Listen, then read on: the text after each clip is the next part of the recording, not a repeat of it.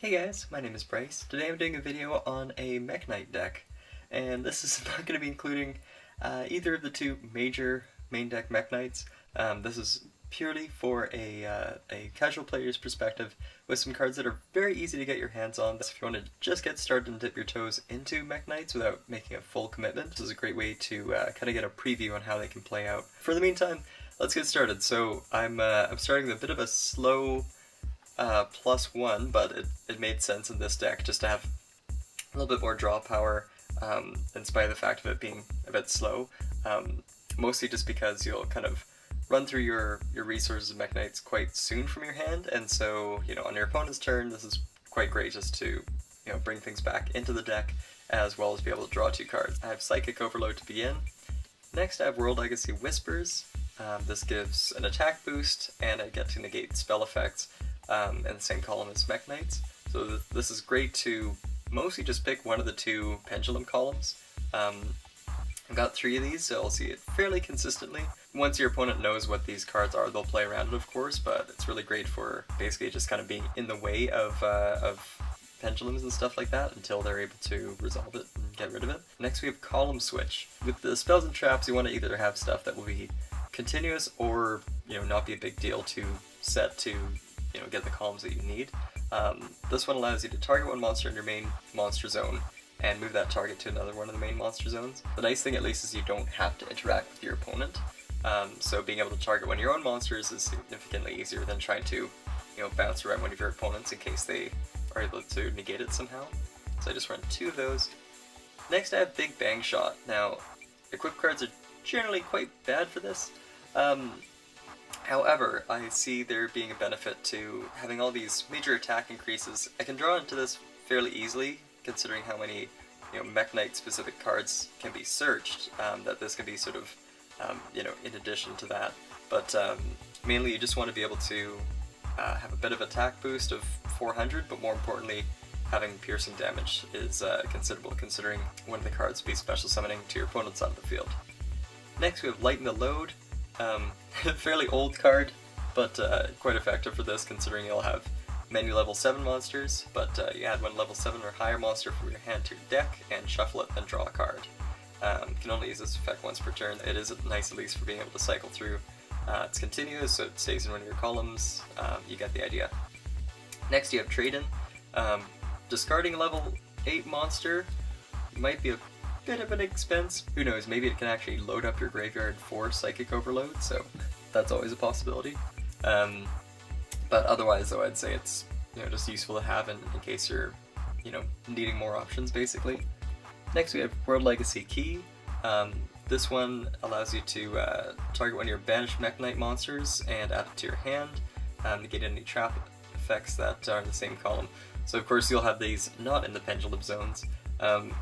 Mekk-Knights do have some effects that end up banishing them from the graveyards. This is good to just actually get it back into your hand instead of just returning it to the graveyard, which is nice. So I have 2 of these. World Legacy Scars. I don't have terraforming for this. If you draw into it, that's nice, but it's not a massive benefit to it. The main thing is you just get to get a bit of an attack gain of 300 attack and defense. And once per turn you can discard a Mekk-Knight monster and draw 1 card. So this is going to be a little bit more consistent for draw power. Next we have World Legacy's Memory, from actually a trade with somebody for that special edition. I like the fact it's a super rare, but this really helps speed up the deck. Ideally I'm going to try and get another one of these in and just pop out one of the, let's see. I would probably take out either Big Bang Shot or Lighten the Load, to be honest, to make this card work out, but for this one you get to special summon one Mekk-Knight from your hand or deck in defense position, and then during the end phase you get to return it to your hand. For the rest of this turn after this card resolves, you cannot special summon monsters except Mekk-Knight monsters.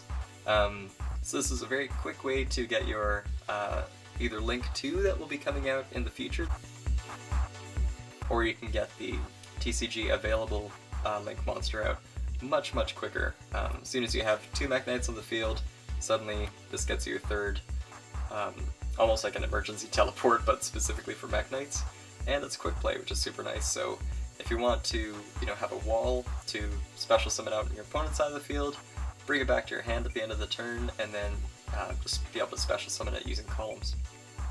Next I have 3 Indigo Eclipse. The fact that I'm starting with this clearly indicates I don't have the much more expensive cards, but anyway, this is one of the stronger cards of the monster lineup. This one basically just to move itself, or actually no, gets to move Mekk-Knights that you control into a different main monster zone. So you have 3 of these to hop around. I have got 3 Red Moon as well, kind of the second strongest attack-wise, and with this one you're able to banish a Mekk-Knight from your graveyard, target one face-up monster in this card's column, and destroy it. Maybe moving this into the extra monster zone is great just to always kind of guarantee that you can blast into those unless you're dealing with a whole bunch of nightmare cards or something like that. Yellow Star, this one you can banish a Mekk-Knight from your graveyard, target one spell or trap in this card's column, and destroy it. So again, good for pendulums. It's not very aggressive with 2,200 attack, but it's got some pretty good defense, so that would make it a nice candidate for getting out World Legacy's Memory, for example. Next we have Mekk-Knight Green Horizon. This one is not super great, to be honest, but basically this one is when an attack is declared involving this card and an opponent's monster in this card's column, target one Mekk-Knight monster in your graveyard, add it to your hand. It's really hard to know which column you're going to want to try and line this up for. Best of luck with that, aside from one of the cards you'll be special summoning out, which will be a fairly easy, almost guaranteed battle success, but we'll get to that later. But this one's only 2,100, so it clearly descends quickly. Next we have Orange Sunset, which is probably the best wall candidate, and it's not great for much more, but once per turn, an opponent's monster in this card's column is destroyed by battle or leaves the field. You can special summon one Mekk-Knight monster from your hand. So this also works for bounce effects, which is good to know. I don't know how often that will be happening, but at the very least, you want to definitely have this with another stronger Mekk-Knight out on the field as well. It might even be worth just getting Legacy's Memory to bring this out from your deck in the column of the weakest monster you can destroy by battle or bounce. Have another Mekk-Knight out to take it out, and then this gets back. Or if it's incredibly weak and it is under 800, then bouncing this back to the hand at the end of the turn could be potentially even more useful. So that's kind of the options you have for Orange Sunset. Next I have 3 Mekk-Knight Abram, just because going first could be terrible for this deck, as most people know. There's not much more to say other than check this out, but 2,000 attack to start, not a bad situation. Next I have Watt Kinetic Puppeteer. This also came out in Extreme Force to sort of help fill up the deck a little bit more. Easily can be replaced with more Mekk-Knight support that'll come out in the future. But in the meantime though, this is a quick effect which allows you to send this card from your hand or field to the graveyard. The odds of it going out of the field are pretty low, but it's nice to have at least. Target one monster your opponent controls and move that target to another one of the main monster zones. So for this being bad of being a card that targets your opponent's monsters, as opposed to Column Switch, which lets you just on your own kind of dictate where you want your own monsters to be. At the very least, this helps prep for getting Mekk-Knights going, as opposed to this one sort of moves your existing Mekk-Knights out of the way to get other ones on the field. And the fact that you don't need to actually use this from the field, you can discard it even on your opponent's turn as a quick effect or something, could be potentially useful in a series of different ways. So it has a bit of utility, but I only run 2. Next is a very strange option, but remember how I said I didn't really want to have a lot of equip cards? Well, this is kind of an exception. If you're really stuck without any monsters that you could normal summon in your first turn, this could be kind of useful. Or let's say you have a bit of a setup where you do have a monster already on the field and you've got a free normal summon and everything else is just Mekk-Knights. You can set this card to be run over, and when this card is sent from the monster zone to the graveyard, pay 500 life points, then target one face-up monster you control. Equip this card to that target. If the equipped monster attacks or is attacked, it gains 1,000 during the damage step only. So it's a very cheap attack boost, but it also gets to fill up one of your spell and trap zones in order to make columns in the future a little bit easier. So that's quite useful to have. It's also a tuner. In the extra deck, I have not figured out any kind of synchro options yet. There'll be one card in the sort of later on that I'll show you that is also a tuner, but I won't be addressing it in this video. That's kind of up for you guys to decide whether to pursue this as a synchro deck or not, but it is nice to have that way. Next I have 2 Honest. Might potentially run 3. I just really like this card for a light deck. Now here we get to the controversial card choice, so get ready for that. This is Murthra, the Thunder Vassal, and my kind of very amateur answer to starting with Mekk-Knights. What you're able to do is, if this card is at hand, I'll just read out the entire effect to give it a fair chance to explain itself. You cannot special summon monsters from the extra deck during this turn for the rest of the turn. Automatically, not a great start, but you're able to special summon it out, so if you have this and Abram, you're able to get some, nice early plays going. Special summon this card, and if you do, special summon 1 Vassal token, Thunder type, light, level 1 attack, 800 defense 1000, to your opponent's side of the field in defense position. This card is tributed for a tribute summon. You can activate this effect. You can tribute summon 1 monster during your main phase this turn in addition to your normal summon. /set this turn. You can only gain this effect once per turn. So what that basically means is you're able to special summon this out. You can normal summon Abram if you want, and then from there you're able to basically have columns lined up if you have a spell or trap that you can set to immediately have a monster in the way that you can attack over quite easily. You want to have Orange Sunset in defense to be able to special summon another Mekk-Knight from your hand during the battle, which could be useful. Otherwise you could do a series of other things, but just you can bring out Mekk-Knights of your choice just to be able to fulfill this zone. So as long as you're able to successfully attack over it, that's useful. Also the tribute summoning one doesn't happen very often, but hey, you do have a few like level 6s, so you can also use it for that, which is nice. Let's say for example you have Mekk-Knight Puppeteer, or if you have Vylon Prism actually, you normal summon Vylon, special summon Murthra, and then you have, let's say, one of your level 6s, like hopefully actually just Green Horizon, or something like that. From what you can do from that is you can special summon, get that, you'd have another Mekk-Knight you can special summon with a spell card in your hand. From there you can tribute off Vylon Prism and be able to use it as a equip for something.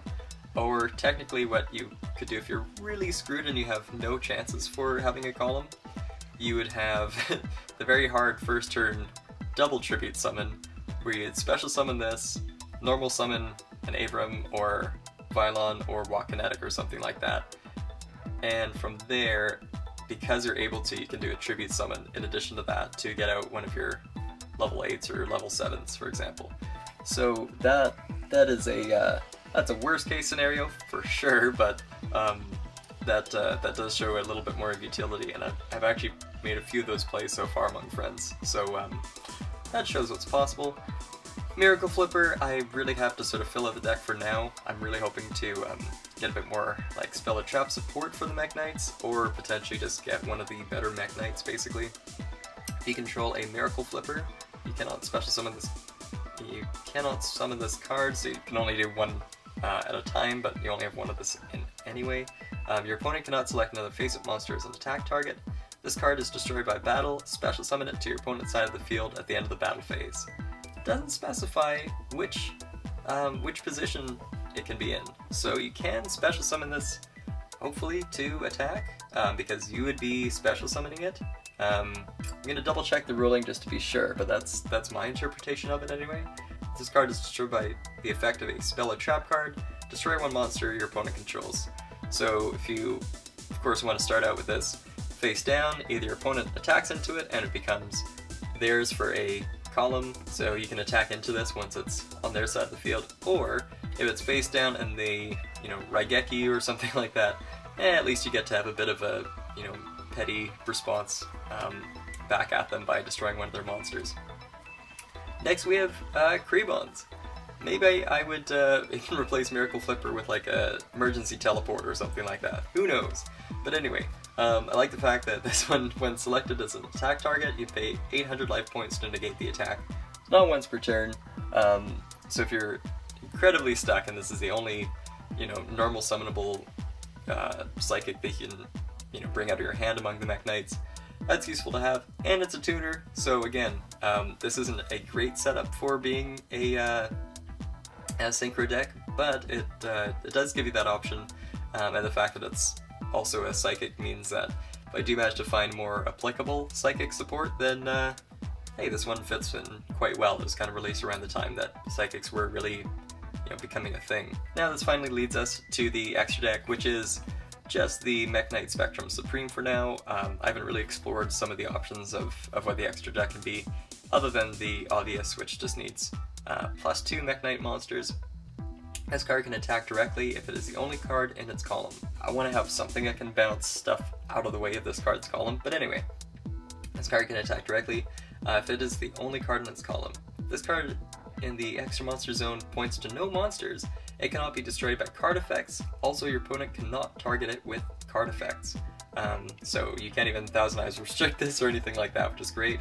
You can send one other card you control in this card's column to the graveyard, special summon one Mekk-Knight monster from your deck in defense position. You can only use the effect of Mekk-Knight Spectrum Supreme once per turn.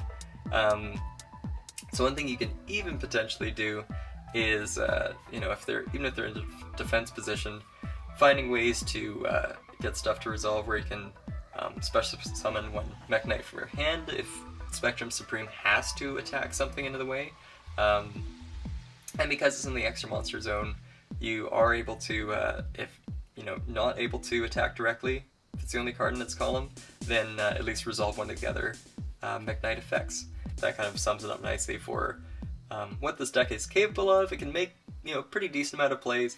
All these cards are very easy to get your hands on at the moment, aside from potentially the new World Legacies memory. But once the Cybernetic Revolution, I believe that's the right name, comes out, then that will be all over the place basically, and you'll also have the Link 2, which will be very important for this deck. In terms of synchros, again, just see what synchros appeal to you. You have a lot of high-level monsters, so it might actually make it a lot more accessible to get to high-level synchros that you like. And Vylon Prism, totally optional. I just thought it'd be interesting to incorporate it into this, and I've had some success with just being able to boost these already kind of large beat stick monsters into something even more considerable by having something that can set up the columns for something else in the way. But again, you can kind of build this out from the skeleton that I had, but at least I wanted to go over some of the plays that you can make with those atypical choices. But anyway, that wraps it up for today, guys. Thanks for watching, and I'll see you next time.